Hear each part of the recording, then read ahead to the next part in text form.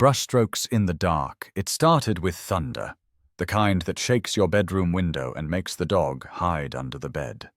The kind that makes people forget things, like whether they locked the back door or if they saw someone creeping down Main Street. By morning, the town was soaked, the gutters flooded, and the Daleswood gallery was missing its crown jewel, the Silent Vale. 15-year-old Riley Carr had always been drawn to puzzles. Maybe it was all the mystery novels he read when he should have been studying. Or maybe it was because nothing exciting ever happened in Daleswood. Until now. The gallery's owner, Mr. Lyle, stood under a dripping awning, giving interviews to the local news, claiming he'd been trapped inside during the blackout. "The door jammed," he said. "I couldn't call for help. It was the storm." But Riley had questions.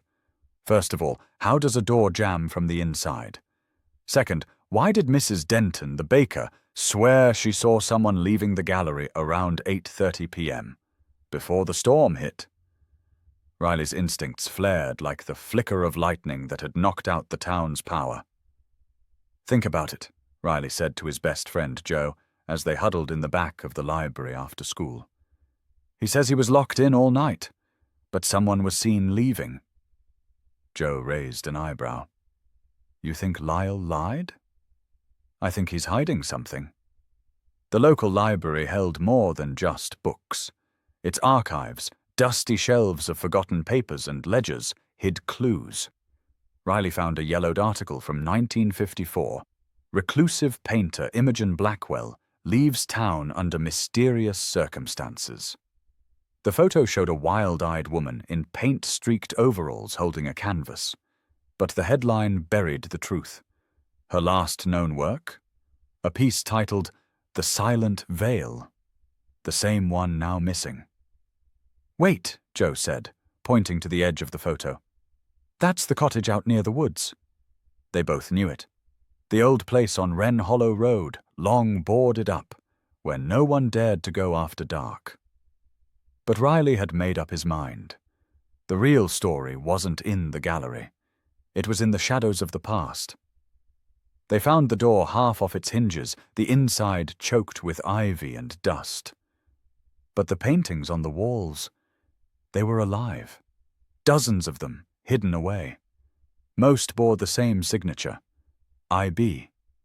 And one painting, an early version of the Silent Vale, held a secret. "Look," Joe whispered.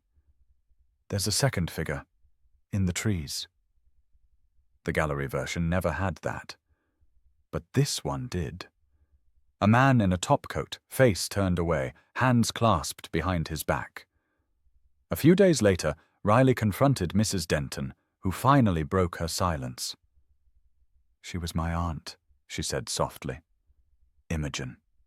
She didn't disappear. She ran. The Crenshaw family stole her work, claimed it was theirs. She threatened to expose them, but they made her a ghost. The Crenshaws, the town's founding family, funded the gallery. And Mr. Lyle? He was their nephew. Riley devised a trap. He made a replica of the painting with the second figure clearly marked, left it in the gallery, waited. That night, during another storm, someone came. Riley and Joe hid in the shadows. Mr. Lyle stepped into the gallery, flashlight in hand. He didn't look scared. He looked determined. He took the painting off the wall and sighed, as if it pained him to touch it. "It wasn't supposed to come back," he murmured. Riley stepped out. "Because it tells the truth?" Lyle turned, startled, but not angry. "She was my great-aunt," he said. "She painted with madness in her eyes, but she was brilliant. They took it from her, and now it's all crumbling." Riley didn't call the police. He didn't have to. The next day, the story came out. Everything. The fraud, the Crenshaw cover-up, the stolen legacy. Imogen Blackwell's name was restored. Her works were authenticated and displayed in a new exhibit.